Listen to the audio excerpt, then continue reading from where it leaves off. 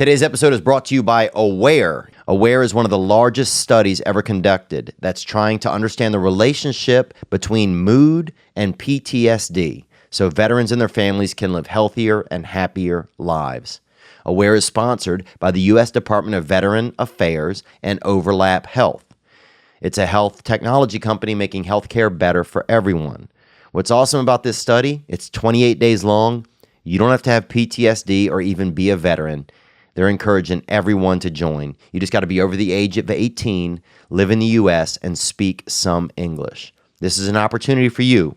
You just download the Aware study from the app or Play Store, fill out some baseline questions, and just follow the instructions in the app and in a couple minutes per day. That's it, a couple minutes per day. You'll see your mood change over the month, and you'll get tools to help you in the moment when you're feeling a little sad or a little down. Just go to awarestudy.org and download on iOS or Android today. And that's it, man. Aware. They just want to make you aware of how you're feeling and what's going on. It's a study. That's it. Go. Be a part of it. Help learn about PTSD. Help them learn U.S. Department of Veteran Affairs and Overlap Health. That's exciting. And that is awarestudy.org. Download on iOS or Android today. Oh, man, I just gave myself a freaking bad haircut. You ever cut your own hair? Probably not, because if you did, those listeners would probably be 7, 11, 12, 14 years old. Sometimes that still flares up in me, though. You know, I'll be in the bathroom or something at the house, and I do shit when I'm running late. Something's wrong with me. I will be running late for something. You know, I got 30 seconds till I got to be downstairs, and I'll see a pair of scissors, and I'll remember, I got one stray hair on the sideburn or something, or I got an ear that's trying to grow I got an ear that's trying to start sharecropping some hair of its own, and I'll give myself a damn haircut. And then look, I've done it in my lifetime, probably 100, probably 300 times. And every time it's bad. Every time the haircut that I give myself in a hurry is bad. But I continue to do it. Every time the idea pops in my head, it's like it's the first time it popped in, and it could be good. That's how it breaks down inside of my head. Something is wrong with me. What is wrong with me? I don't know. Maybe nothing. Maybe everything's okay, and this is just who I am. I don't know. We're about to find out about all of this. Welcome to This Past Weekend.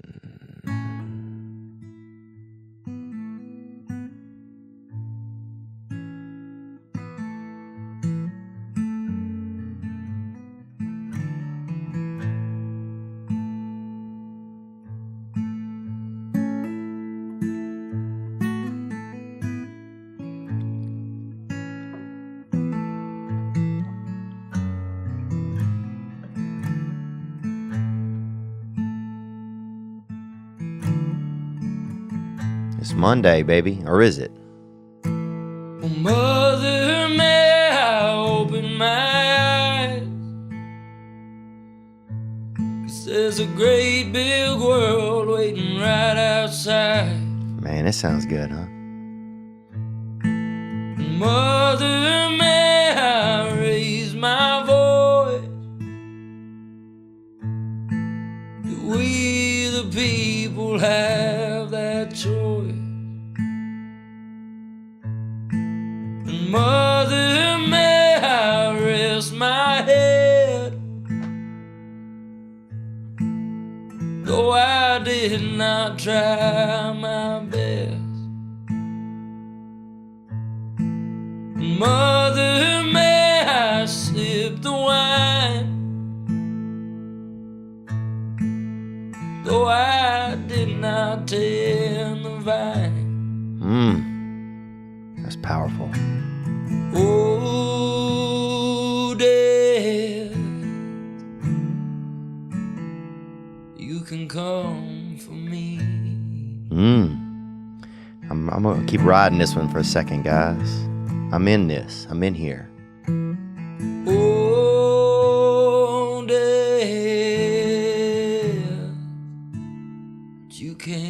comfort me.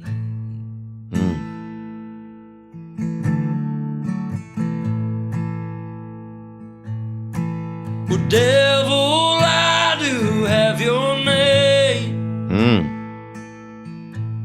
stuck in my ear, and I'm to blame. Come on, man. Come on.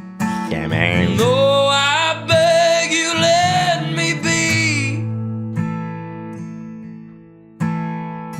Devil, you ignore my plea. The crown of lies I wear in shame. Though I beg you, let me be. The devil, you ignore my plea. Man, I didn't expect to go into that song that long, but that boy's voice is thick, isn't it? That boy got that. Man. And you can hear in his voice, I hear it all in his voice. Sometimes people have a special gift in them, and they have just that voice, and you hear just the whole world inside of their, man, in that boy's voice right there, that is Evan Bartels, or Evan Bartels, Evan Bartels. I bet it's Bartels. That is Evan Bartels, and we're going to put a link to that song, and that is The Devil, God, and Me. And so you can go listen to that. It's on YouTube, and we'll put some other links to it right here on our on everything. Evan Bartels, man, there's a lot of beautiful music out there, and but that boy's got something in him. When I hear, and I wonder what it is about singing, because it's him, it's this man, it's this singer, this musician, of course. He's singing the song, and the words are strong, the words, and it's just a perfect mix. That's what it is. There's moments where something is just a perfect mix. And some people might not, if you don't like this kind of music, then you're like, well, can you hurry on and get on to something else, Theo? But he's just talking about things. Talking about, can he sip the wine if he didn't tend the vine? Talking about his mother, if he's allowed to speak up, if he's allowed to use his voice. Just different things. That thing gets me, man. The Devil, God, and Me by Evan Bartels. And we'll put the links to that. Oh, man, what's going on? There's just that perfect, man, in that boy's voice, you could hear it all. I could hear a wagon coming across a prairie.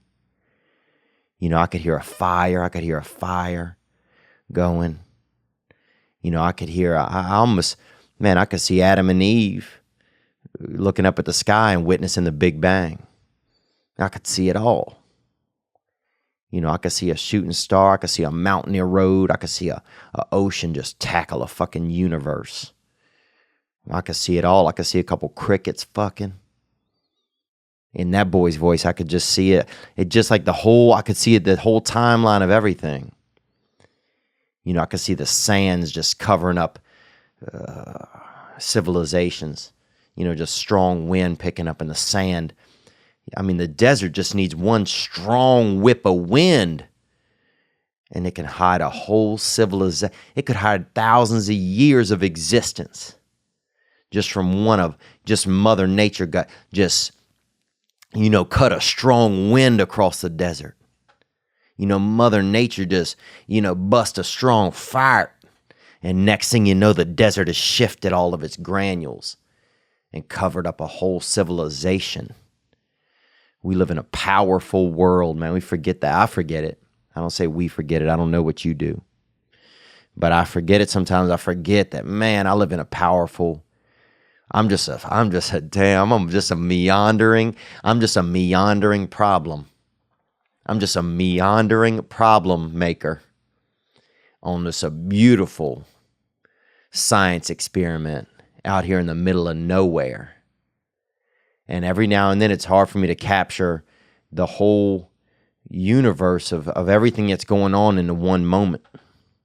But then sometimes that's the gift of music then, for me, is that sometimes a voice and a moment and some lyrics and stuff come along and they put it together right for me. That boy did it. He did it right there. And that's The Devil God in Me by Evan Bartels. Thank you for being here. Thank you for spending some time with me, cutting me on and whatever. If you're driving around in that Honda Civic or whatever, you got that Toyota to sell, baby. You know what I'm saying? You and Charlicia out there stunting, you know. Y'all might be having a little bit of sweat under y'all's breasts, but that ain't mean nothing. You know what I'm saying? That's just summertime. That's just summertime causing a little bit of body skeet. That's nothing, boo. That don't mean y'all can't pull over and fucking split a butterfinger, you feel me? Dude, my mom my mother had a Ford Fiesta growing up. And I don't know if you ever seen that car. You might not have seen it because it's only about 6.5 feet long. So you could be looking around and not even really see it. It almost looks like dude, I remember one time we pulled up next to a dumpster to throw some stuff in it, and the dumpster was bigger than the whole car. I'm like, damn, this car's small. This car real small.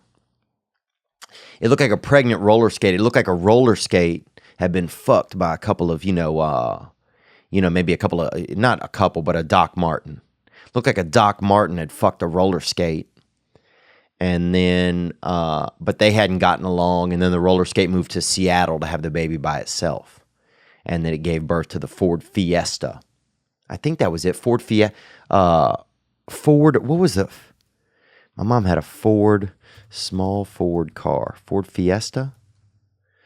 Yeah, it must have been a Ford Fiesta, bro. That thing was nothing. Fusion, Mustang, Fiesta. I don't know, man. Fiesta sounds too fancy. What else, dude? Ford Fiesta? It must have been a Fiesta. But it was the kind of car my mom could beat. So mom would drive. We had 4 children, you know? And my brother, and he was pretty browned up. My brother got a lot of the Latino kind of coloring that was in our blood, and Native American. That's what we had in our blood, and Polish. You know, we're about that Polish power. And then a couple cuts of Italian, because you can't keep Italian out of anything. You can't keep Italian out of any gene pool. Start a gene pool somewhere and look at and walk away for a little bit and then come back. They'll have a couple of Italians in there, soaking their legs. You can't keep Italian out of any gene pool. It's the strongest gene, I think. You know, as soon as they start, they're going to start coming out with black Italians, and it's a wrap. You can't stop a black Italian. There will be an unstoppable community of humanity. And I'm excited for it, dude. That beautiful black, you have a beautiful black physique, boy. That Italian, that wild Italian hair, bro. Come on, dude. A dude fucking just straight up dunking. He's got calzones tattooed on his fucking biceps. Come on. That'd be beautiful. What am I talking about? I don't know, dude. I've had fucking anxiety out the yang, bro. Dude, I've had some anxiety recently. And I might be eating some pitted cherries during this because I picked me up a little sack of cherries on the way here. Man, I love a damn cherry. My daddy used to eat cherries. But I'll say this, man. Oh, I forgot to tell you. I was talking that Ford Fiesta. That Ford, because we had I had a Ford Escort. But my mother had a Ford Fiesta. And the beautiful thing about the Ford Fiesta was you could beat somebody. If you was the parent or you was the captain or the driver, you could beat somebody. You know, no matter if you had 4 children, we'd all be in there. Oh, my brother's skin tone, that's what I was talking about. So we had the 4 children. And my mom, she could bam, bam, bam, bam. Because she would stretch in the morning. And my mom, she could put that shoulder straight back, you know. She was double jointed in her shoulders, and that helped to beat children. And my mother was, she might have been aggressive. I wouldn't call my mother an abuser. I don't know if she was physically abusive. At least for that period of time, it wasn't. But, man, she was, I mean, like she was playing the cymbals, dude. She fucking hit an E flat off of daddy's forehead, too. My mom could whoop some ass, boy. But that was part of the day back then, man, getting your ass whooped. I didn't think you were a real child if you didn't get your ass whooped. If you never had your ass whooped, come on. Were you really a child? Think about it. Your mother never whooped you. Come on. Or your daddy never whooped you? I don't know. I don't know, man. Dude, I grew up with a lot. I just had so much anxiety, man. Everything, man. I don't talk about anxiety that much. And I think because some of my anxiety has gone away from once I got in the AA program, or I started finding recovery for myself or seeking out forms to make myself feel better. But dude, I had anxiousness as a child. I had anxiety. And I think part of the reason I had so much anxiety as a child was because I was breastfed on A cups. My mother had them baby A's, When it came time for, on them Titas, my mom had them A coops, them baby A cups. And for a baby, when you're trying to breastfeed, when you're a baby and you're breastfeeding, I don't know if there's anything more anxious looking than a baby trying to breastfeed off an A cup. Because you're trying to get all that leche, you're trying to hit that, just straight up catch that DNA, that DNA, you're trying to catch that, just jowl up with that milky offset. And you can't get enough of, you can't get it. You're trying to rattle that milk out of a little A cup. Come on. And that's just, as a baby, you just trying to rattle that A cup. But I don't care how much you rattle, there ain't enough, there ain't much sauce in that dish. If your mom got them small breasts, and look, I love my mother, and I'm not discrediting her. I'm not saying there's anything wrong with my mother at all. I respect my mother's body. It was a beautiful body. My mother's always taken care of her body, and I've always thought that my mother was a beautiful woman. But damn, boy, when you're a child and you're trying to rattle some milk out of an A cup, that's like trying to beat a couple sips of, a punch out of an empty Capri Sun sack. Come on. Can you do it? And that rattle, what I'm saying is that rattle, as a baby, that rattle never leaves your body. That shaking, rattling, just, beating your hands against a small A cup breast, trying to get a sip of, that body guava. That never leaves you. And so I no joke, I have a theory that a lot of my anxiety and a lot of anxiety out there comes from children who were raised and breastfed off them small A cup breasts. Because you never forget that. Just that constant, but nothing, very little in there. Maybe you catch a drop, when your mom leans over to look at something. Maybe you catch a quarter gram in the back of your throat. But very little in them A cups. Very, very little.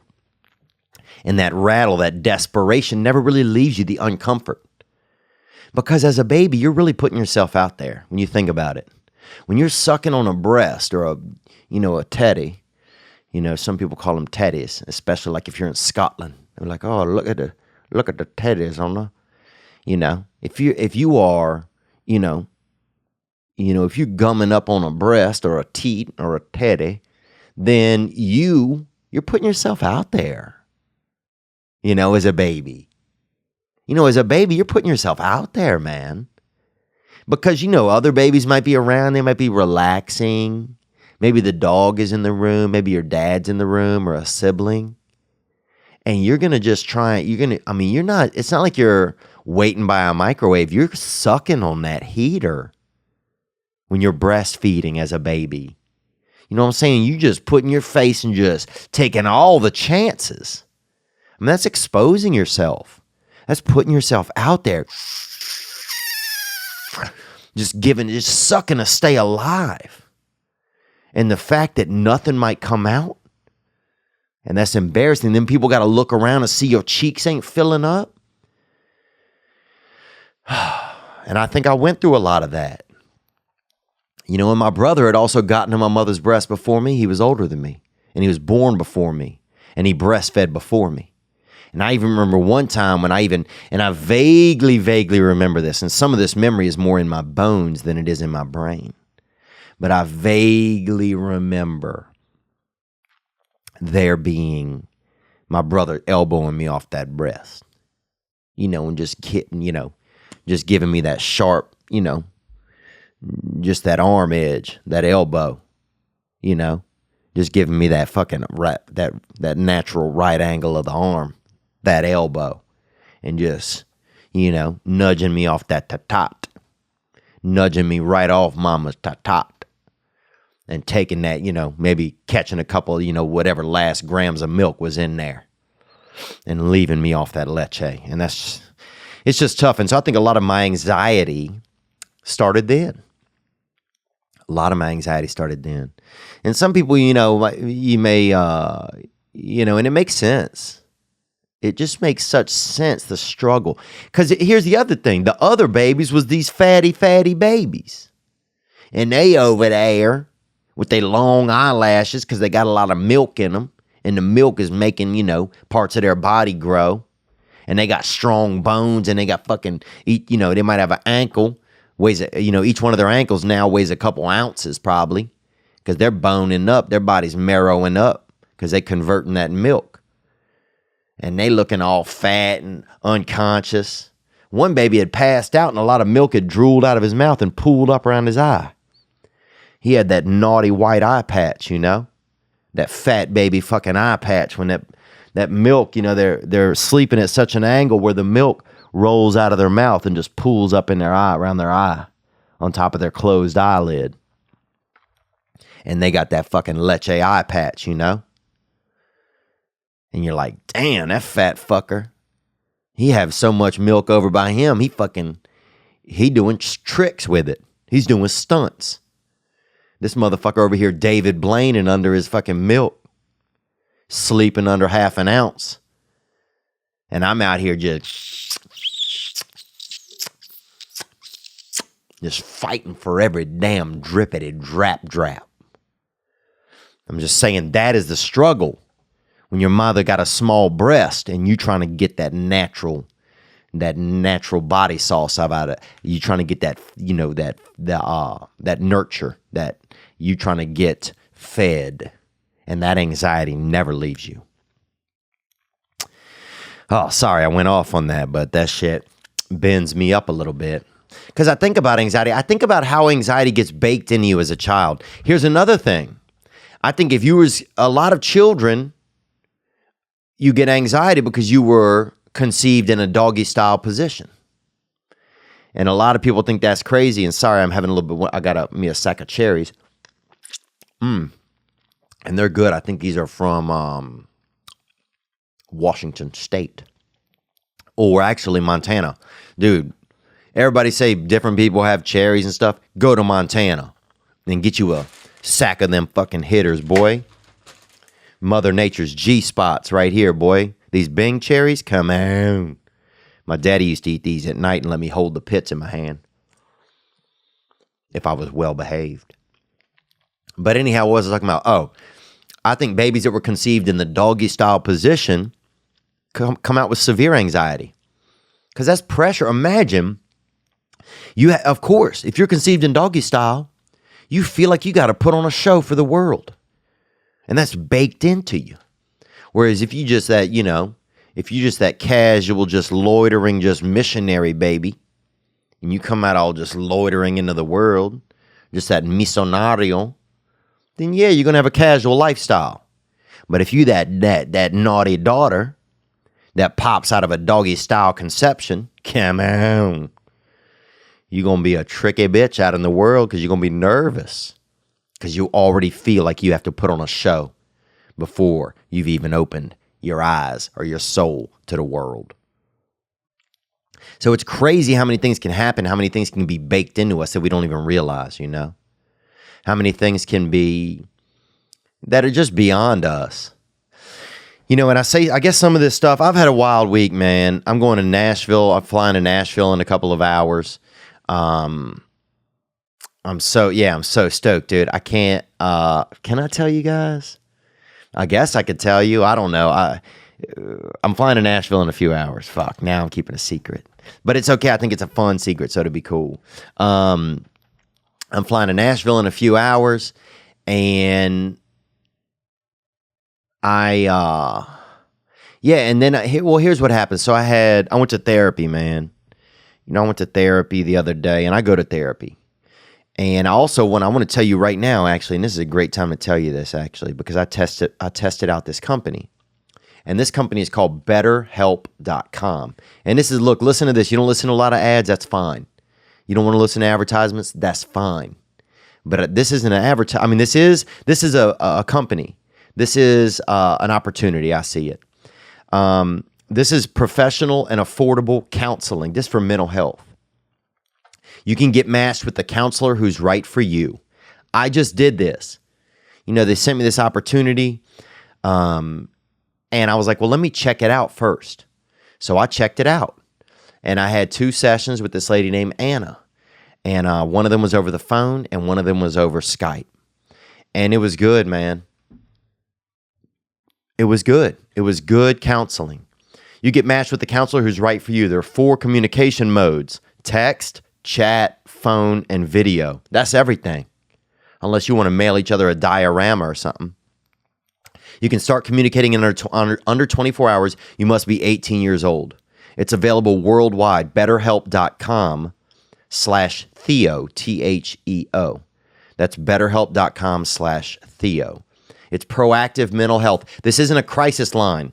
This isn't a crisis. This isn't, you about to jump off a building. Don't call these people. Call somebody else. Call your boy with a ladder. Call the 911. But this is available on desktop, mobile, Android, and iOS. And it's a therapist. It's counseling. This is a chance. You never spoken to a counselor? Fucking try it out. Or if you have, and the one you have didn't work, or you're in a small town, and you're afraid to talk to somebody. Look, talk to somebody. My life got better when I started talking to someone. It really did. And that's BetterHelp.com/Theo, Theo. Check it out if you want to. And I say it because I checked it out. And it was good. And I'm probably going to continue some of my sessions. I see a therapist in real life. But this was just a different way. And because here's the thing. Sometimes you don't know how things are going to react to you. Some people like to be chefs and some people just like to eat. Some people like to just fucking walk through the supermarket and look at ingredients and then starve to death. People relate to things different ways and we use things different ways. And so if you don't have access to a therapist or a therapist in person didn't work for you, try this out. BetterHelp.com/Theo, Theo, and check it out. What else? And we have our hotline. You can always call 985-664-9503.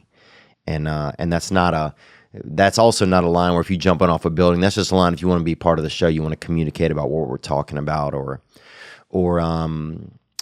anything, you can let us know. You also can leave videos online we have the fan line link. If you want to if you want to send in a video that can be part of our show, send it in. It's through the LiveRaise. You can send it in and we'll make it and we'll make some of those part of the show. And we'll put that link as well. That's LiveRaise for video question submissions. And you can see those on YouTube as well. What else is going on, man? Oh, so I went and got therapy, man, And, dude, I remember first time I got therapy, I was 22. And I hitchhiked up there to South Carolina to Charleston. And I found myself on my ex-girlfriend's porch petting somebody's cat. And I didn't know whose cat it was, and I didn't really know who I was.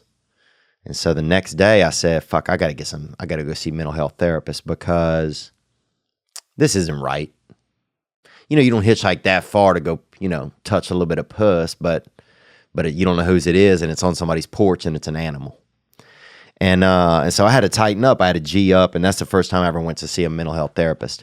And this isn't part of the BetterHelp thing anymore. I'm not talking about that. I'm just talking about my own life. But I went this past week to talk, and man, it just, I still got a lot of work to do on myself. And that's okay. It doesn't mean I'm going to be hard on myself all the time and I'm not going to enjoy myself. I went to the beach this morning, dude. I went out there to a meeting, but one of the cool things about Los Angeles is they have these cool meetings you can go to, and sometimes they're in unique places. And this one was on the beach. So I'm out there in this kind of self-help group. Everybody's sitting out there listening to each other and bullshitting. And they had a couple of straight-up lurkers out there, I think, honestly, peeking over at my shoulders and looking at my, because I got nice shoulders, and I've always had, I think, honestly, some of the nicest clavicles in town, boy. I got the fucking baby back. My clavicles look fucking sexy, like a couple of baby back ribs snuck away up by my neck. And I've always had nice clavicles. And I even remember when I would take my shirt off as a child by the pool, and some of the female camp counselors would just be like, damn, look at the vicals on that boy. Because I got them fucking clavicles, I'm that upper skeletal echelon bad boy. I'm that fucking puff daddy of clavies. You feel me? I break them things out. People are like, we ain't going nowhere. We ain't. We looking at his bones. He bad bones for life. I got them up top hitters, And you got to find out what features of yours are nice, But anyway, I was out at that meeting, and then afterwards, I'm out at the beach, and I went in the water. And there's something, dude. There is something I'll say. And look, I've been in the ocean 3 times in the past 3 weeks, and it's feeling good. I'm feeling real grateful. I was thinking about.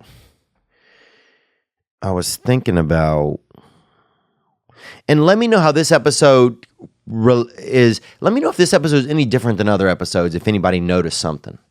Because I'm recording this episode way earlier in the day than I usually do. So I'm starting to wonder if there's a time of day where I'm just can be more in tune with what's going on and can just communicate better. But anyhow, I got out in that water, dude. I was thinking about this. So, we've been talking a lot recently, about like, if you pass away, afterlife and that kind of thing. And that's been milling around. And I'm thinking that, so I might have already talked about this. We're 90% water or 78% or 98% or something, whatever, dude. All I'm saying is that we got a lot of water in us, a lot. And the cool thing about water is, if you just look at water and how it works in our ecosystem here on Earth, and our, from our solar system down to our ecosystem, water comes in from the clouds, precipitation, it falls down. If it gets, some of it evaporates back up, and sometimes it comes back down.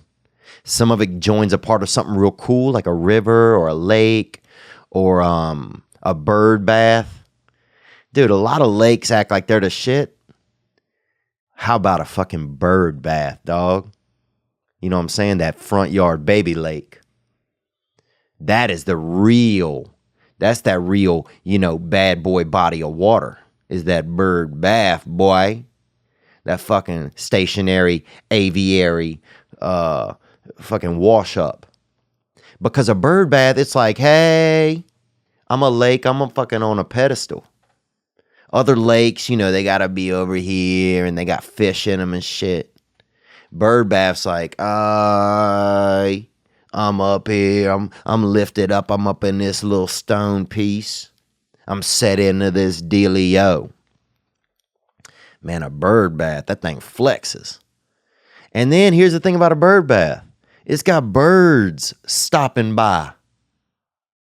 What other other lakes, a lot of lakes and stuff, birds pass by, steal a fish. You ever see that shit? You ever see a bird just steal a fish from a lake? And a lake can't do anything. A lake don't have a lot of weapons because the weapon was rain. That's really its weapon. And then a lake is just the aftermath of water weaponry. And damn, a bird come through and just fucking steal your fish, boy. Yeah. And a lake can't just throw a fucking wave up and slap a bird out. So I think lakes need more training. Maybe lakes could do some Brazilian jiu-jitsu or something. But a bird bath, dude, that's that fucking, that's just like a damn, that's just that beautiful little spectacle. It's just that uplifted teardrop. A bird bath, damn. That's the elite. That's the elite of local water stuff, waterness. You know what I'm saying? Fuck, I don't even know what I'm talking about, dude. I got to quit going off on tangents.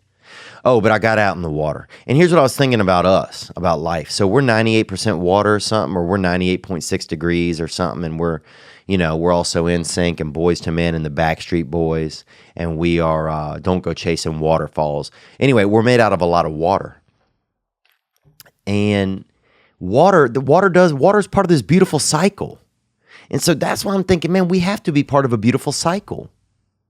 The clue is the water. Think about how much water is in you.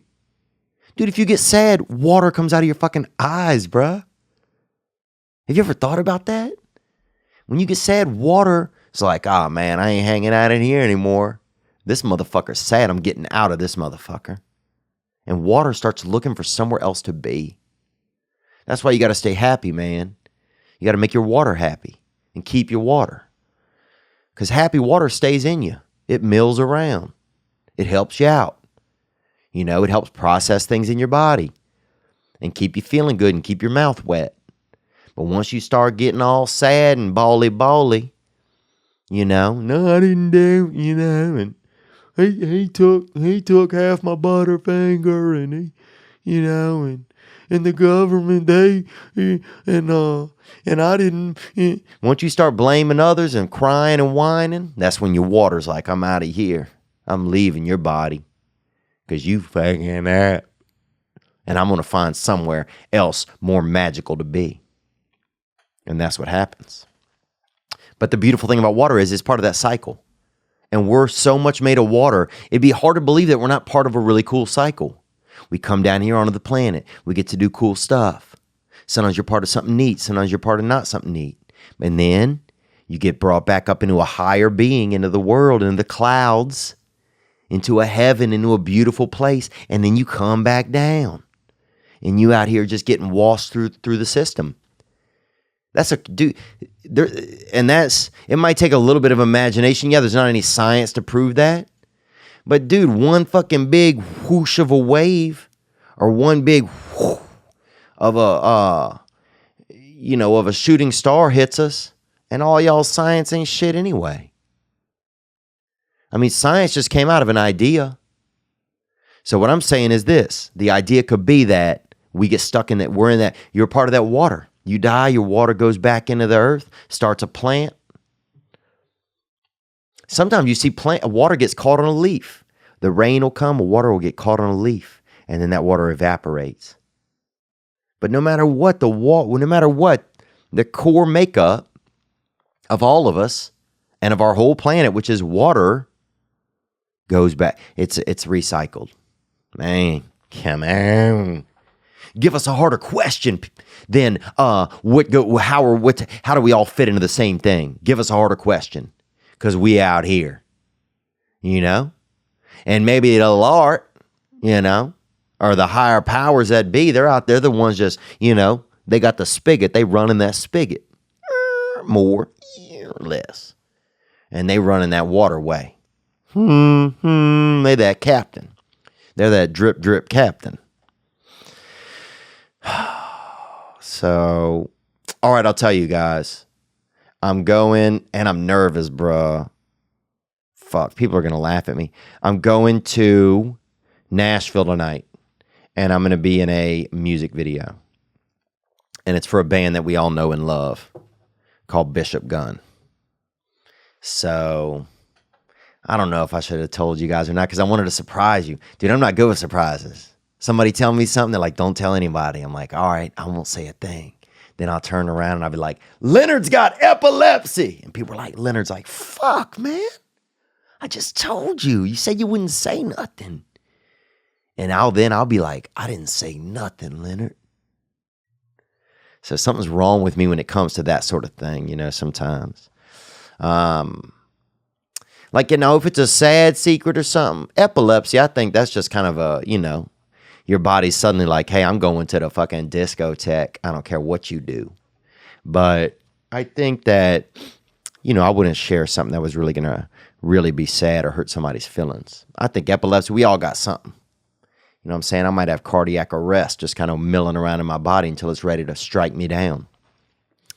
But dude, so yeah, I'm excited and I'm nervous and I I mean, I'm just nervous because I don't think of myself like as being I mean, look, there's beauty in it because one of the band members, a lot of you guys I've talked about it. His father was a friend of mine. He passed away due to alcoholism. And, and I don't say that to shame him. I say that, I love my friend and I miss him. But he took me into his home during my summers when I was in college at Louisiana State and at Loyola University. And he took me into his home and let me work on his farm. His family had a farm.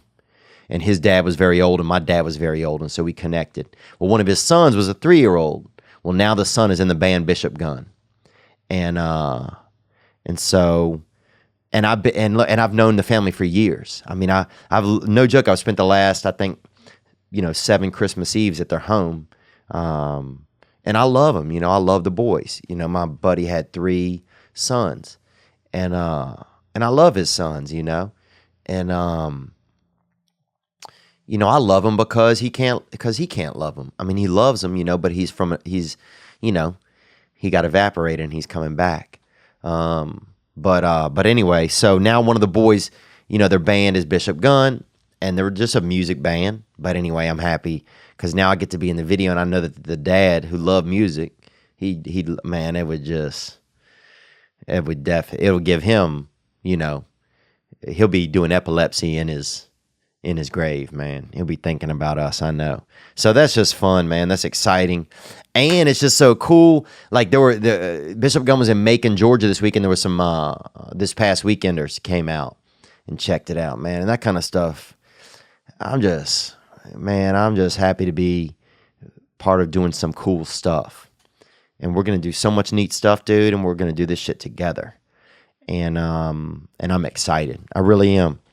We had a single mom come out in last week. We might do one in Chicago. We're still putting together the piece from last week. We got some production groups that are going to start meeting up with us in different cities and helping us make some of the videos better. So that's going to be cool. And dude, I want to do that game show with a cleaning woman, a maid, a hotel maid, where we just surprise her with that game show. So going to start thinking about how we can make that a truth, but we're definitely going to try it. I'm just worried about, if somebody pops out of a fucking closet and this cleaning lady pulls out a straight shank. Because a lot of these Lysol ladies been through some fucking real, what I'm saying? They've been, they ain't from Connecticut, they're not from Connecticut. They're not from, they from some real, if they're from Connecticut, they're from Hartford. You know what I'm saying? They not from, East Greenwich or something. So I'm just saying that they some real ladies. But yeah, man, I went to therapy this week. And what else? Yeah, we talked about honesty last week. Just trying to get honest with myself. Yeah, I'm just trying to get honest with myself. Sometimes it's hard for me to just be myself fully. And one thing about anxiety is that it's just such a static that prevents you from feeling comfortable with the world. It's such an uncomfortable thing, man. When I really think back in a lot of like going to clubs and that sort of thing and just the uncomfort I would feel. But I felt this pressure like, I got to be there. Eventually I'll feel comfortable and I'll seem okay. And everybody will be like, oh, he's okay. He's fine. But that never really happened. I would just be at some of these places and just be uncomfortable. And just trying my hardest to fucking look comfortable. That shit was hilarious. I'm like, I'll hold this drink. I'll adjust my shirt. I'll put one of my hands in my pocket. I'll put two of my hands in my pocket. I'll put my drink in my pocket. Next thing you know, I got 2 drinks. I got a drink in each front pocket, and I got my hands in both of my back pockets. Like I'm fucking Wyatt Slurp. You know what I'm saying? Like I look like a fucking idiot, and I'm not comfortable at all. But I think I've had a lot of anxiety too in relationships, in my relationship, especially my relationship towards women, with females. I've had a lot of uncomfort over the years with that, and things that I'm just kind of realizing. Like I've always needed the approval of females constantly.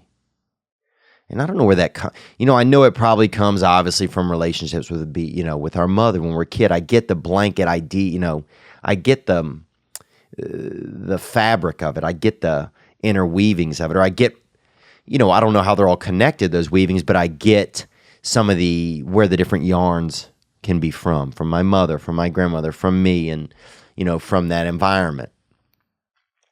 But man, I need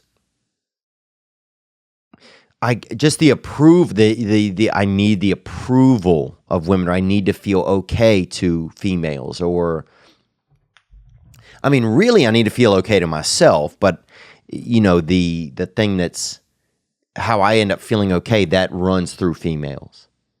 If they see me, or they recognize that I'm alive, or they acknowledge me that I'm okay.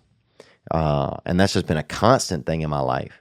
And even when I had a girlfriend, I still, I would need the constant approval of other females. Just even it could be the smallest ways. But I want to just be approval. I want to feel okay just being myself, Look, I want to have a wife and stuff one day, but I want to feel okay in the meantime just being myself. I don't know what I'm talking about. I'm just kind of wandering off on some ideas. We got a bunch of calls that came in. We'll get to some of those in just a second. I'll tell you that. I got to fly today. Dude, here's who I don't like on the plane, okay? Be a better air buddy. Don't be this person. The person that keeps their freaking window open when everybody else's window is closed. How you going to keep your fucking window open? What are you looking at? You at 37,000 feet. What you peeking around at? You fucking peeping air, Tom? You looking at cloud tops? What are you doing? You trying to buy a Care Bear? What are you looking for? Close your dang window, because the light is coming in and it's ruining everybody else's air experience.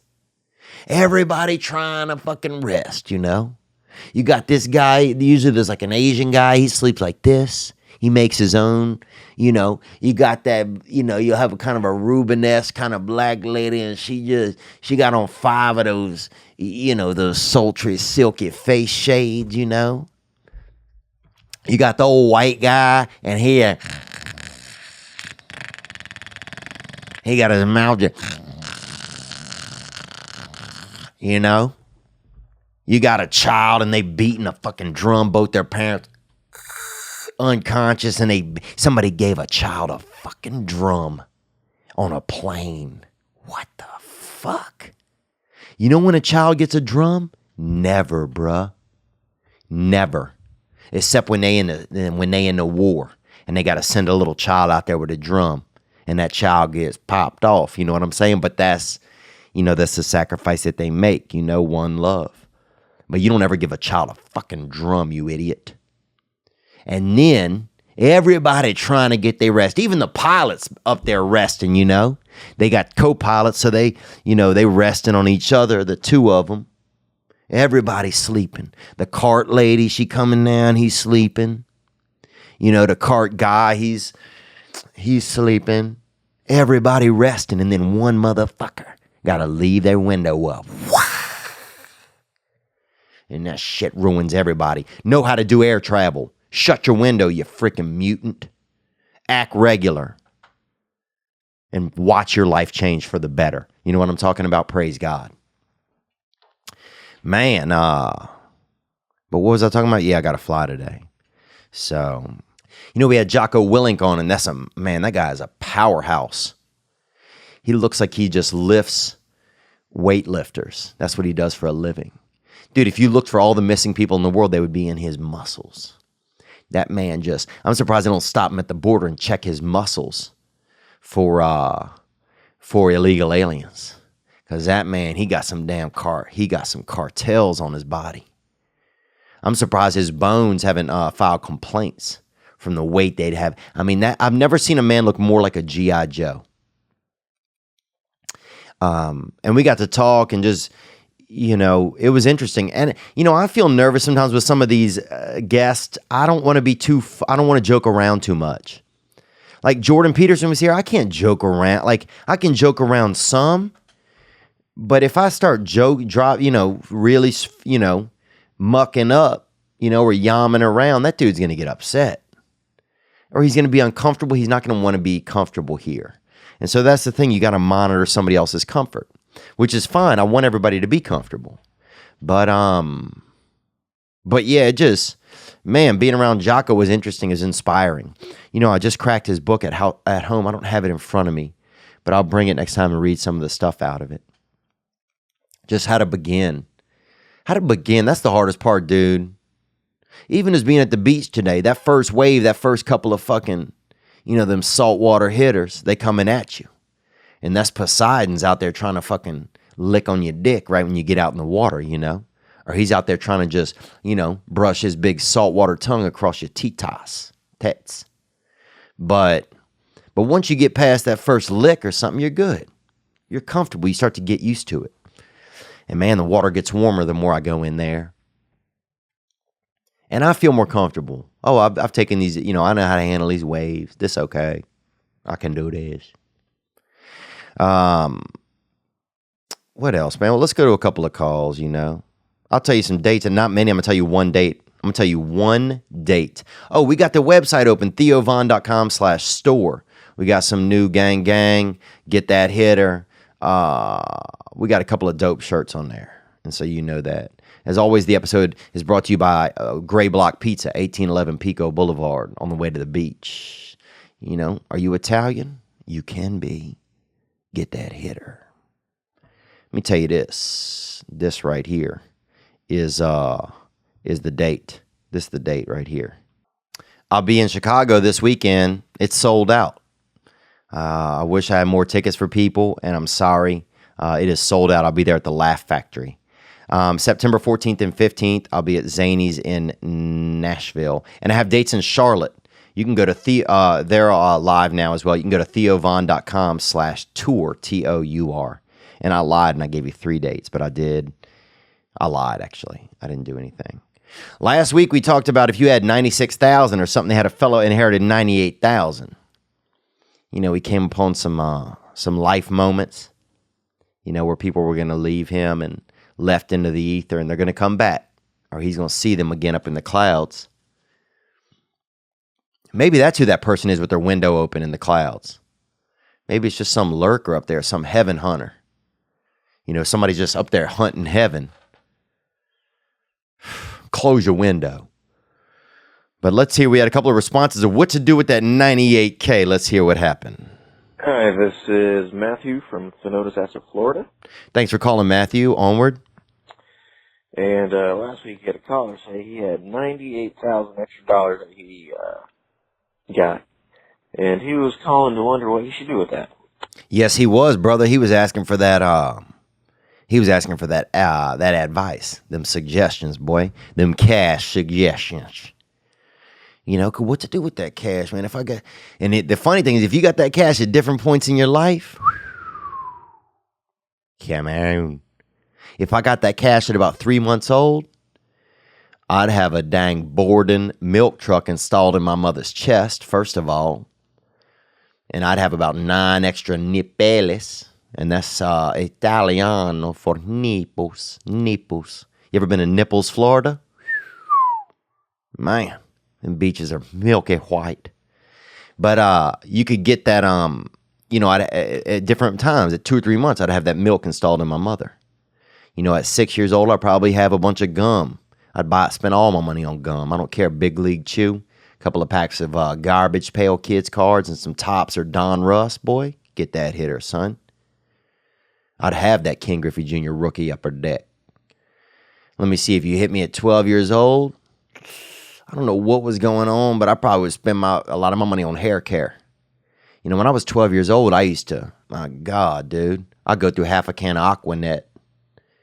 I'd go through half a can, bro. And if I didn't have half a can in my hair, I wouldn't even catch the bus, son. Fuck it. I'll learn next week, dog.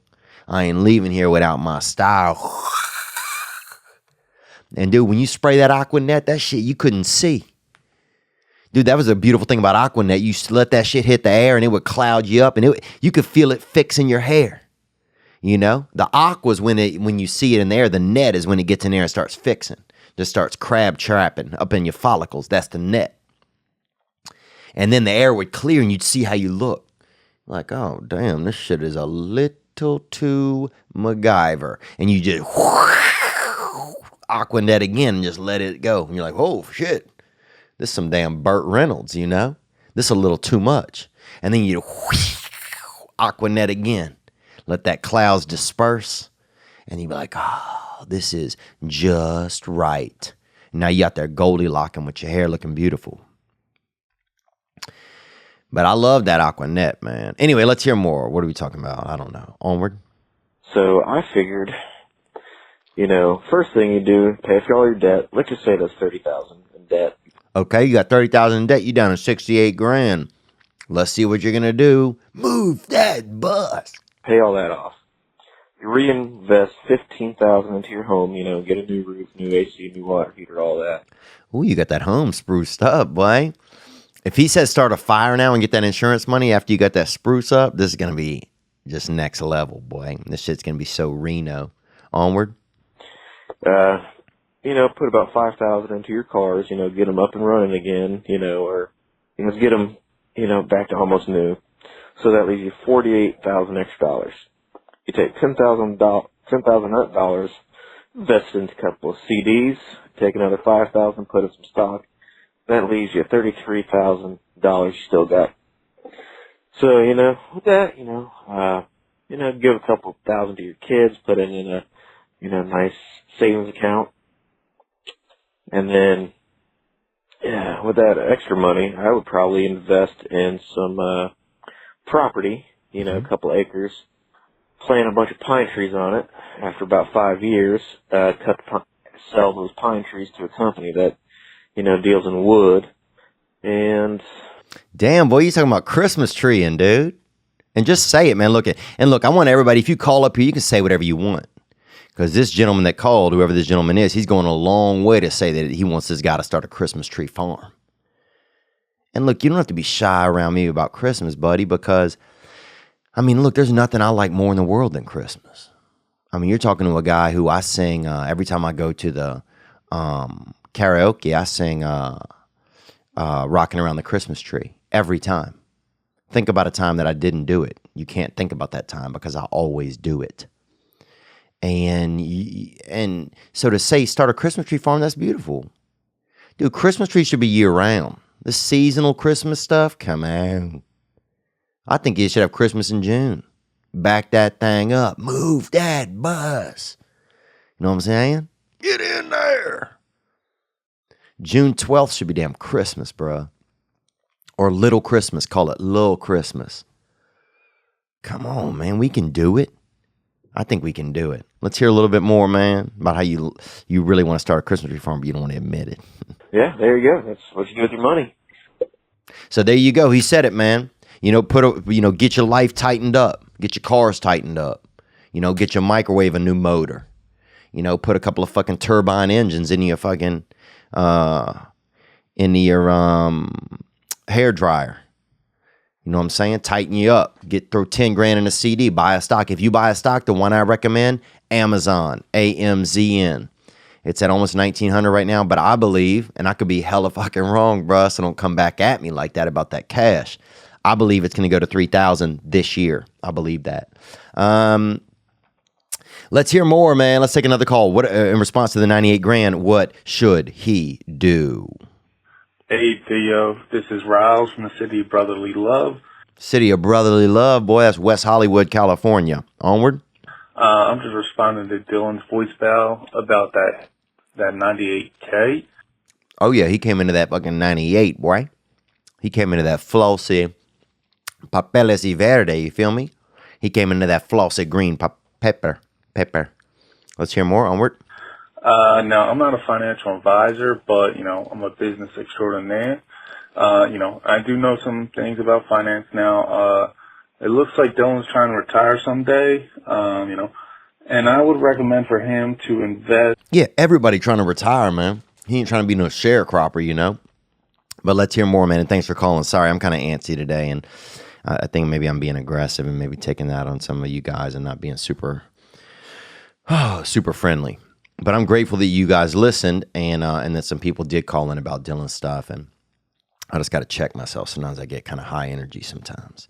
Let's hear more. Onward. In the stock market. Now, I'd recommend a mutual fund or ETF or something that tracks the S&P 500. I use Vanguard, and I got the, I think this total stock market index fund. And, it's a good job. I put my money in there and I basically got my money in Apple, Amazon, all these different companies, all them hitters. You got them hitters. So he's saying, there you go. Put it into some, some long-term stuff. And I think long-term stuff's a great idea. The other gentleman mentioned real estate. I think that's a great idea as well. I think also if you can find a partner that you trust, which is, or that you do business well. It doesn't need to be a great friend, but somebody you do business well with. Start an LLC with them, and you can get, that way you go half in on a property. And that way, it's half the risk, half the reward, but it's still you're learning how to do a property. I bought a property with a friend a long time ago, and it's been an uphill battle, but it has gained ground, and I've learned a lot about property management over the years, and it's been enjoyable, man. It's been enjoyable during the highs and lows. It's been enjoyable, but yeah, there's some place you can put 10-20% down and get you into a decent spot and get a little rental investment property going. And a real investment property, really, it's just a long-term place to save money, really. Let's hear more. Onward. What? Theo, this is Mikey C. I was calling in regards to the dude who's coming up on 98 grand. First thing I do is take 8 grand of that and go on a badass vacation. Okay, he wants that badass vacation. Where you gonna go, dude? Where you trying to go? Gallipoli, bruh? Iwo Jima, dude? I like them war vacays, bruh. You know what I'm saying? I'm that dude. I'll buy sod from Vietnam. You know what I'm saying? I'll buy sod from Gettysburg. Why isn't there a company selling sod from famous battlefields? Come on. Second part, I'll take that 90 grand. I would go to a place like Edward Jones, somewhere like that. Edward Jones, dude. Not the old guy that we used to play for the Dallas Cowboys, huh? And look into municipal bonds. Oh, okay. I think Edward Jones paint. Also, or Ed Too Tall Jones. That's who I'm thinking of. Or Edward Jones, bro. This dude. We had this dude that lived by us, and he was always on the swing set talking shit outside, and one day he fell off the swing set and broke all the bones in his shoulder or something. And his shirt never fit the same again, dude. And he would always try to make fake shoulder. He'd make fake shoulder inside of a shirt out of we'd get him a little piece of styrofoam or a little couple stacks of cardboard, little small stacks in there, and just make that fucking seaboard shoulder. Just make that fucking that styrofoam fucking, that ridge, baby. That upper arm ridge, that hard turn. And he put it under his shoulder. So you'd always see him. Sometime his shoulder looked normal, and then sometime it looked like, damn, he got he'd have like one of those little pints of milk under there or something carton. And you're like, damn, he fucking couldn't find no styrofoam or even shape his shit up. At least for church, put in your shapiest shoulder. Damn, Edward. Come on, man. Have some respect for yourself and for the Lord. You out here shape up, man. Shift shape, son. Shift shape. At least keep a sexy styrofoam shoulder piece or something you make out of some, a little bit of putty or some fucking river clay. And keep that thing in a nice box or a case or a little, at least like in a little, double bag it. So you can break that bitch out on Sunday and stack that thing onto your broken shoulder. Because you shouldn't have been swing setting. Look, dude, when shit happens to adults and they shouldn't be doing it, children shit, get in there, boy. Something's wrong with you. You out there swing setting. Your stepdaddy choked to death on a kazoo. Well, fuck him, bruh. Stay off that kazoo, daddy. You know what I'm saying? Play a man's instrument or get out. Let's hear more. Sorry, man. I'm fucking damn, dude. I got real rural for a second. Municipal bonds are basically loans taken out by municipalities, like if the airport needs some improvements, but they don't have the money on hand. Dude, I ain't investing in the airport, dude. Some man just stole a plane the other day. Man, and I kind of felt for this dude, bro. How much, dude, that guy, I'll say this, the guy that stole the plane, he seemed like a fucking regular dude who went a little bit all in and got caught with a few cards in his hand, but then just said, well, I'm going back to heaven. Didn't it seem like that? If you listen to the conversation, you know, they're saying, you know, turn it around and stop it. And he's kind of worried about others. They tell him to land at the airport. He's like, are you sure I can land at that airfield? Like, is that safe? I don't even, you know. He's like, I don't really know how to fly a plane. I mean, it's almost like he was teaching them. It's interesting because he was strategizing for himself and for others at the same time. Man, it really seemed like he was clogged up somewhere in his caring. Like his caring got clogged up. Man, caring gets clogged up. You know, I noticed it the last week. It was hard for me to care about anybody last weekend. You know, it was just hard for me to care about anybody. And then I went to a lot of meetings. I went to some AA meetings this week. And I'm not trying to talk about AA, or I'm not trying to push anybody into that kind of stuff, you know. But one thing those meetings do for me, I have to sit there and listen to somebody else. And man, that's the best thing I can do, because I'm so tired of listening to myself, man. When my brain just runs me or thinks about me in the background and that kind of, I need to think about others. And listening to others in those meetings, it does it for me. And then it puts me in a place where I can care. I can be a little more caring. And I hope to just keep on going and get, you know, I want to just keep on, you know. It feels good, man. You know what's funny is I don't like being part of a group, I realized. Isn't that wild? Like, I like it, but in my core, like the inside of me doesn't really like it. I always want to be a little separate. You know, I always want to, somebody else's idea, like, I got my idea, you know, I'll do what I'd rather, do you want to, you should join us. There's something about me, I don't want to be a part of a group, you know, or I don't, trying to think of that. Why would I not want to be it? Why would there be some uncomfort with me when it comes to being part of a group? You know, I bet somewhere along the line it attaches it with the same stuff. It's in the same fabric as why I don't like being in large groups, like outdoor at a concert or that sort of thing. And that kind of thing always makes me feel a lot of anxiety. But I wonder why even just the idea of a group or the being, you know, saying, oh, you're part of it, that makes me feel odd or something. I don't know. Just thinking out loud here. But so there you go. There's some other opportunities. Municipal bonds. The gentleman said invest in the airport. Let's hear a little more from that gentleman, please. Onward. They take out a loan and then pay that back. Basically, they take that out from the bank, and then the bank packages those up and sells them out to people so they can get more money in their pockets. Whoa, bro. This ain't MIT, bro. You know what I'm saying? Onward. Got all 90 grand up in there. You'd be getting $250, $300 checks every month at least. Okay, now there he's saying, and look at me, I'm running my mouth judging, and that guy maybe gave some good advice. He's saying municipal bonds, if you put all that $90,000 into a place, you might be able to get $250, $300 a month off that money coming in at a regular dose. Get that drip, you know, get that. And that's how it was for me as a baby. You know, I look over across the way and see somebody with that $90,000 tot. You know, all nippled up. Sometimes you'd see a baby asleep and still fucking having milk. What the fuck? Bro, dude, if I wanted to get milk out of my mom's little breast, bro, out of that fucking peck, bro, that thing was just like a pectoral with a little bit of fucking drip in it.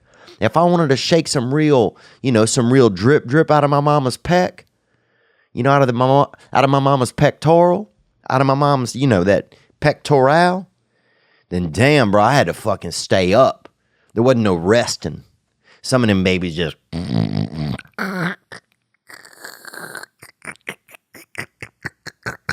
slugging down, you know, got milk pooling all out of them. Their shoulders all dyed beige, milk beige, yellow. And I'm over there just fucking just beating my little, you know, I got up both hands and both feet up on that tat, you know, up on that little, you know, that, you know, my mother had that real, you know, kind of chubby pectoral. She had them small hitters, you know, it was more of a chubby pectoral. And I'm just rattling the last couple of drip draps that was made up in that, you know, that small, wide, short, flat canister. Damn. I can't even think about my own past. Let's hear more, though. Thank you for the investment advice. And plus, at the end of those terms, which are usually up to 30 years, but you get all that money back. Yeah, bro, but 30 years, what if something happened to him in 30 years? What if he gets hit by lightning and now they got his money at the airport? You know? How is children going to go over there? They're supposed to show up where? Delta? Where? United? And ask for that loot? Come on. And most of the times they appreciate as well. Yeah, they appreciate it. You just gave them fucking $90,000. So, I mean, it's not a bad idea, but 30 years to get your cash back from the government?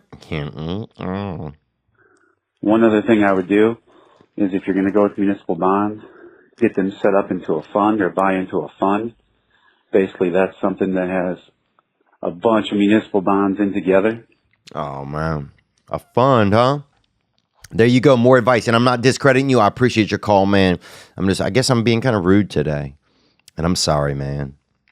I appreciate your call. And he's saying municipal bonds, that way, bro. if one of those municipalities do default on their loan, you're not losing the farm.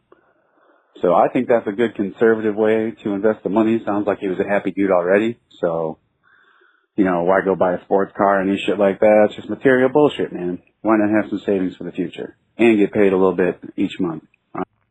Wow. And look, I just listened to the end, and that guy gave great advice. And here I am out here fucking eating these dirty cherries. I forgot to wash this sack of them and just talking shit. So I'm sorry. That's just where I'm at today.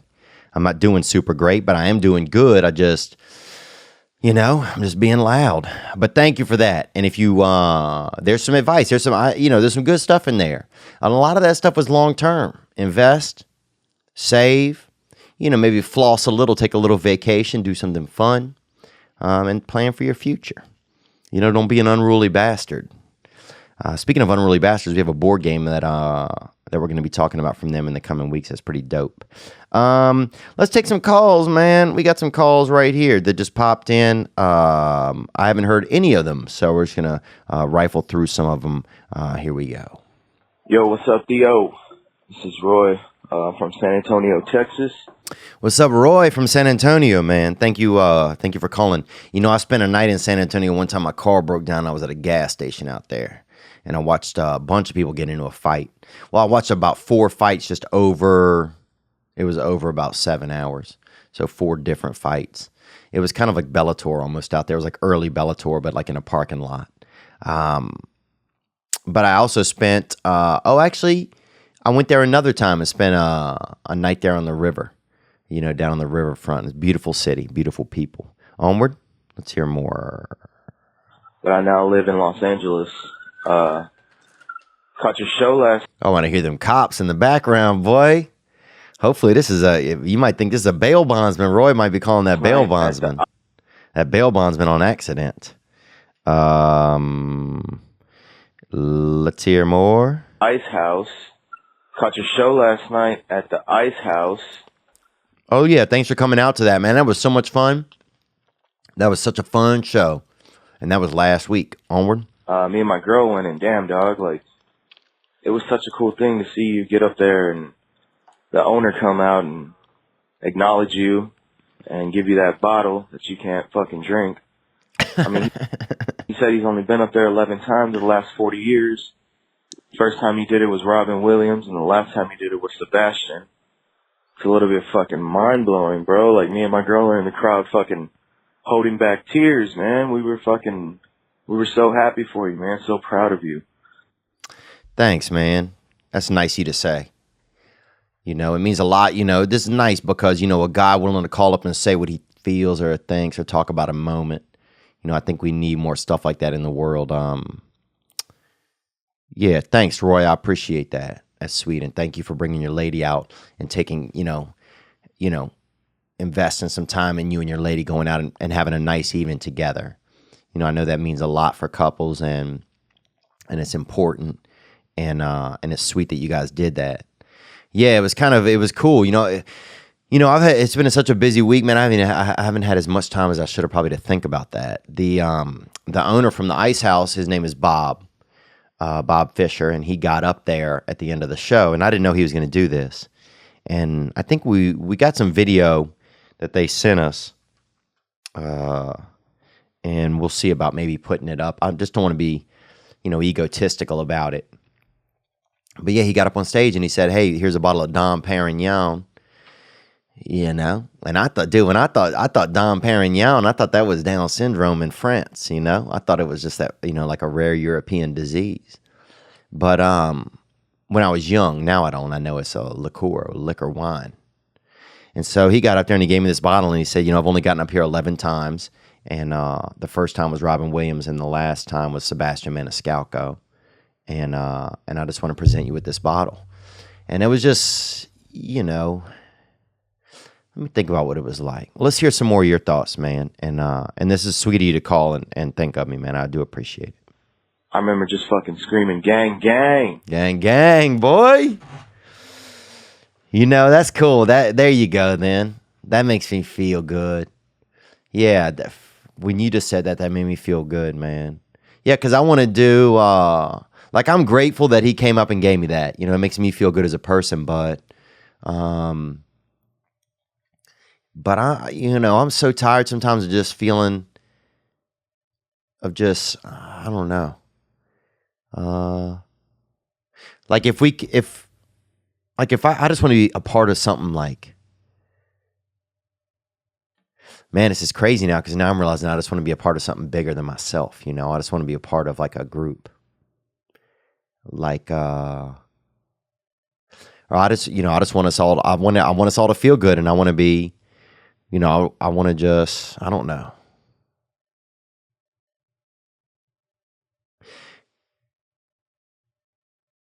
Yeah, it's it's funny. You work hard to have some individual achievement or to stand out, but the only reason I ever tried to stand out in the first place probably was because.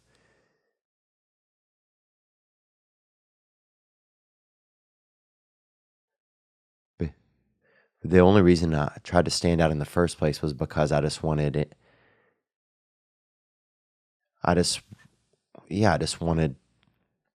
probably just wanted to be seen, but not be seen oh, look at me. I just wanted to feel like I was recognized. I don't know. I can't explain what I'm trying to say. Maybe I just wanted to be accepted, And since I didn't feel that way, then I had to stand out, or I had to not stand out, but act out, or try and get attention. Anyway, I don't know what I'm saying. I mean, I do.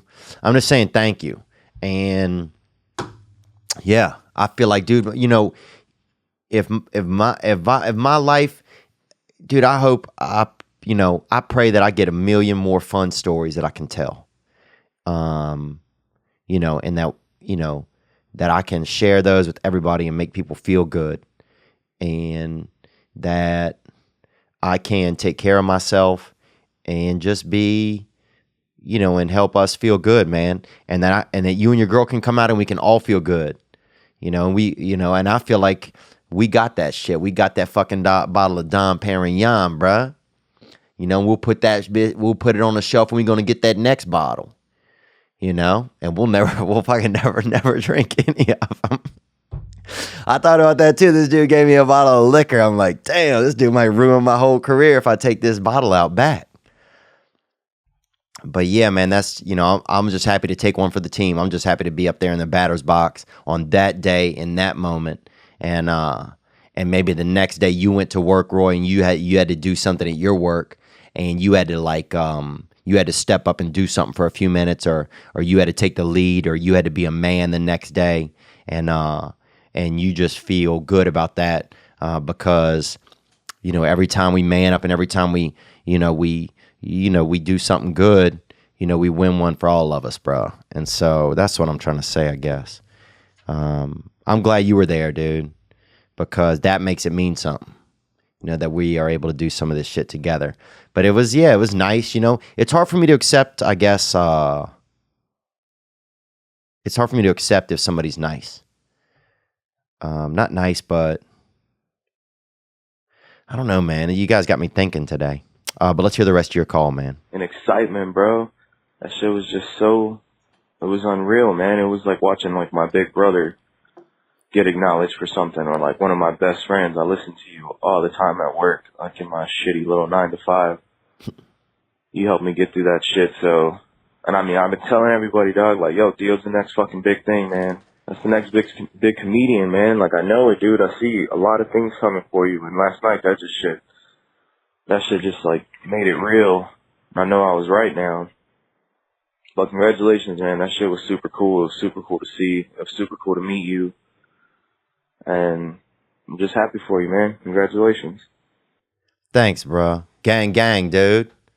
Right at you right now, man. Gang, gang, bro. Yeah, it makes me feel good that you think I'm okay. Because it's weird. It's like if you think I'm okay, then I'll think I'm okay, Like somehow some of that stuff got a little mixed up, I guess, when I was young. But I'm grateful, dude, and I appreciate it. I'm glad you and your girl have fun, dude. That's, man, it's so funny. Like, I used to get on stage and be so angry all the time, and like I just wanted to I just wanted to make people like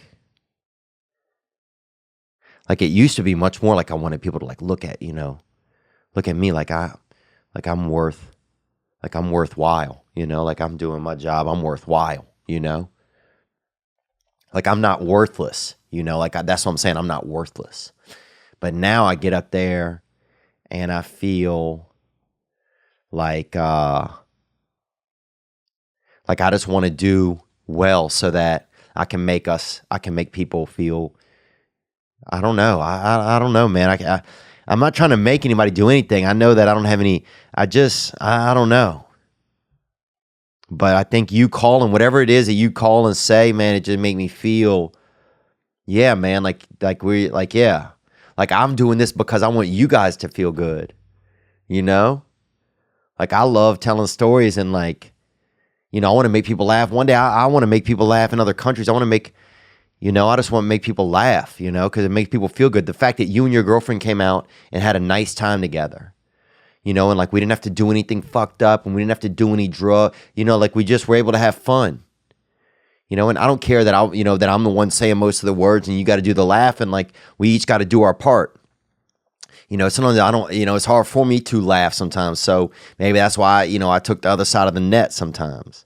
And there'll come a time where you'll do a job and I'll need, and I'll be there. And I don't know, I'm just fucking happy to be a part of something. Onward. Take another call here. Hey Theo, my name is Tara, and what up, Tara? I'm just sitting here recovering. Had my arm amputated earlier today. Damn, yeah, your arm amputated?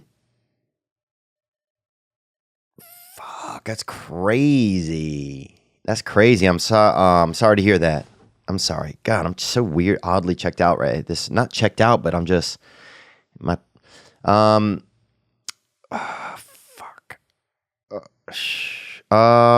So I'm sorry if my thoughts can be a little disjointed at times, but I'm disjointed. You wrote that one, so I just had to. I am like just roasting it. This. I'm sorry. Look, I'm eating these cherries. I gotta get my life together. I am sorry that, wow, you lost your arm. Your arm is gone. Your arm is gone today. And you feeling somewhat disjointed. Let's hear more about this. still coming off the anesthesia. Well, I'm very sorry you had to have that experience. I can only imagine how scary this is right now.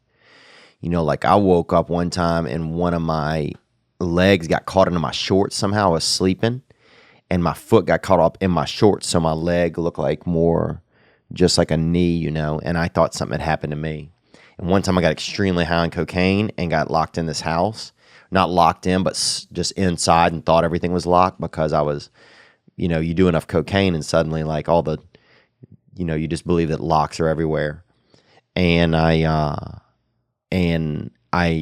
met a woman, this was off Tinder, and she had lost her legs. I don't know why I'm telling you that stuff. Onward. And they say my arm, it was actually my hand and just a little bit of the arm. And the reason why I had to do that is because last year I got run over by a train. Oh, I'm so sorry. I'm so sorry to hear this, and I'm so sorry that I was kind of joking around in the beginning. Man, this is a lot. This is a lot to be run over by a train. Let's hear more. Because, well, that's sort of a long story. So once that happened, I was like super stoked on life and like getting back to good things, but my arm is just not really worth saving. It was kind of a lost cause. So I'm like, Oh, well, I'm sorry to hear that. You know, if I had an extra arm, I would let you have my arm. Or if I even had a small leg, you know, that could do something cool, you know, or hold stuff, I would let you have that. And I'm sorry that you're having to deal with this, and I appreciate you sharing this moment with us. letting that go, and I'm trying to get a prosthetic so I can go back to what I actually have my degree in and learned how to do, which is acupuncture and Chinese medicine. So I just wanted to tell you my story, and I love your show. We were listening to you on the way home from the hospital, and believe it or not, this is an outpatient surgery. Wow. That's outpatient. Oh my gosh. I mean, I'm just learning so much like right here in this moment. And I'm sure a lot of the listeners are, and I appreciate you. I appreciate you. You know, you're really, really brave to go in there, you know, and get part of your arm and not have part of your arm whenever you leave there. You know, I've left a lot of stuff. Like I've left tons of shit different places, but I've never left a place and not had all of me with me, you know, and so that's, you know, I've left just regular stuff that everybody leaves, but I've never left, not been able to have my whole body with me. Onward. Thanks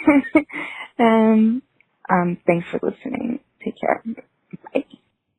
Oh. Well, I'm so sorry. You know, if you need me to hug somebody for you, let me know. And I'll be your hug hitman. You know, and I'll go out there and I'll hug them. You know, if you feel like, I don't know, you know, if your impairment is going to have you, your hug's not working as well, but I'll be able to hug somebody for you. I'll hug the fuck out of somebody. You want somebody to hug? You want to show up at Christmas and just drop 9 of them in a row across a whole group of family members that come in the door at once? I'll do it. I'll be I'll drop some hugs for you, you know. And I wish if you were here right now, I'd give you a big one. It's really brave of you, and I'm sorry to hear about your experience. And I wonder how this is gonna play out in your life in like a positive way. You know, to go and then want to still help people with herbal medicine and that sort of thing. That's pretty incredible. You know, you still have the desire to help. And I bet you'll probably be able to have really interesting information for people that have an amputation or, or missing part of themselves. And what is that Chinese medicine like? How is that for them? That could be really interesting, I think. I'm not sure where you live at. Maybe if you could hit the hotline as well and let us know where you live. It might be interesting just to talk to somebody that is an amputee. And I'm sorry if I'm not using the correct terms. But that is an amputee, and to see what that's like, you know, and just to get an idea what some of that is like. And they had a dude by us when I was growing up, and they said he was missing his head. You'd always hear about him, you know, and they called him Head Ronald, this boy Head Ronald.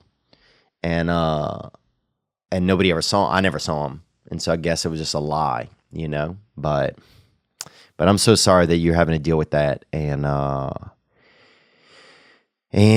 yeah, I'll check in with you. I'm going to see, I'm going to hit you up just through the hotline. I got your number and just check in with you. We got a lot more calls that came in, but I can't get to any more right now because I have to go to the airport, literally.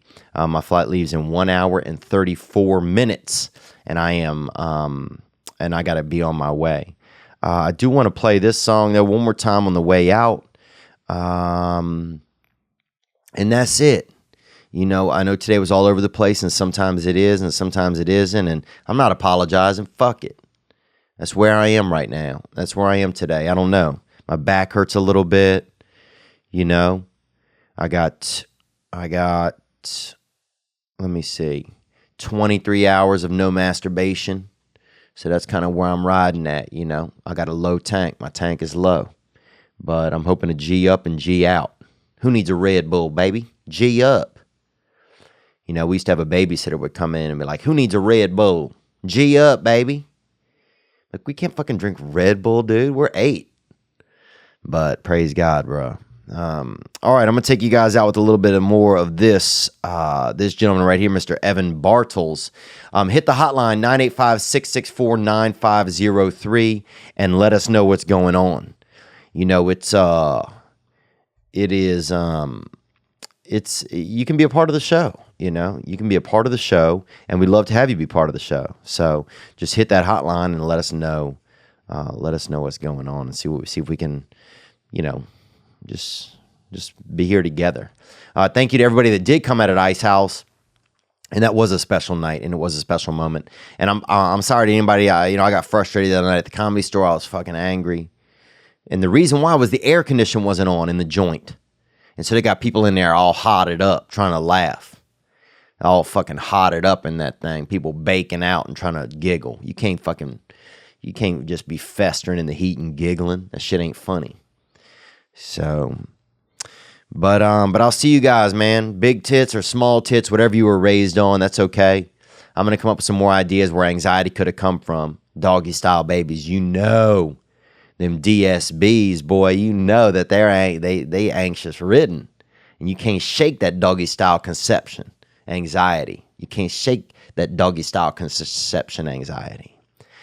But I know that I'm out here, and I know that I'm part of a battle that goes on every day and every moment. And I know I want to be a part of the solution, and I know that I'm a fuck up along the way. And we's all out here. We just,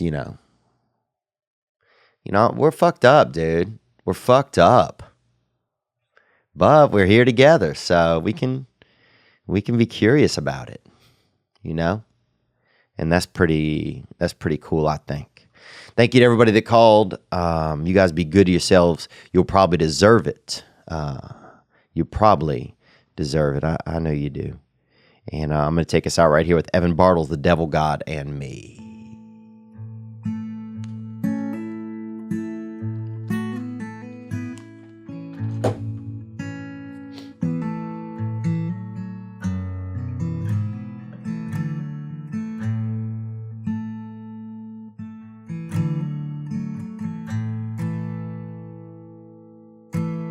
Mother, may I open my eyes? 'Cause there's a great big world waiting right outside. Mother, may I raise my voice? Do we the people have that choice? Mother, may I rest my head? Though I did not try my best. That's powerful. Mother, may I sip the wine? Though I did not tend the vine. You guys take care, man. I love y'all. Oh, death, you can come for me.